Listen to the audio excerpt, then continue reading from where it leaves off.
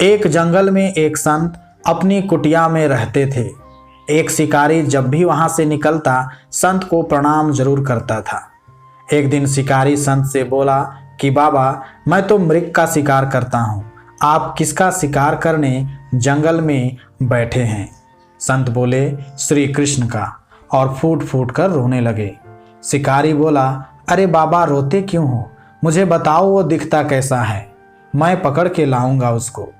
संत ने भगवान का वह मनोहारी स्वरूप वर्णन कर दिया कि वो सांवला सलोना है, मोर पंख लगाता है, बांसुरी बजाता है। शिकारी बोला, बाबा, जब तक आपका शिकार पकड़ नहीं लाता पानी भी नहीं पीऊंगा। फिर वो एक जगह जाल बिछाकर बैठ गया। 3 दिन बीत गए प्रतीक्षा करते करते। दयालु ठाकुर को दया आ गई। वो भला दूर कहाँ है, बांसुरी बजाते आ गए और खुद ही जाल में फंस गए। शिकारी तो उनकी भुवन मोहनी छवि के जाल में खुद फंस गया और एकटक श्याम सुंदर को निहारते हुए अश्रु बहाने लगा। जब कुछ चेतना हुई तो बाबा का स्मरण आया और जोर जोर से चिल्लाने लगा, शिकार मिल गया, शिकार मिल गया। और ठाकुर जी की ओर देखकर बोला, अच्छा बच्चू, 3 दिन भूखा प्यासा रखा, अब मिले हो और मुझ पर जादू कर रहे हो।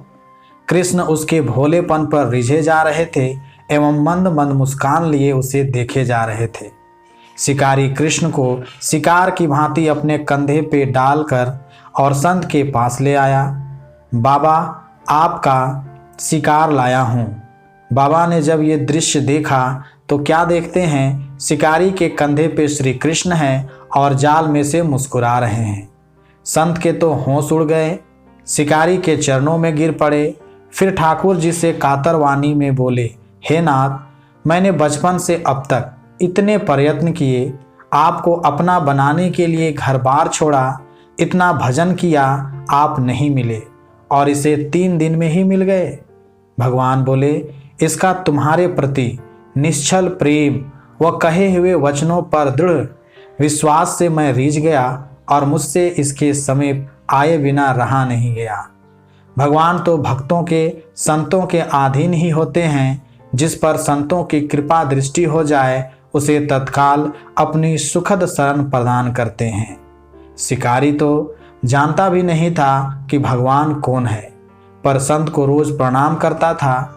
संत प्रणाम और दर्शन का फल ये है कि 3 दिन में ही ठाकुर मिल गए। यह होता है संत की संगति का परिणाम। जय श्री राम।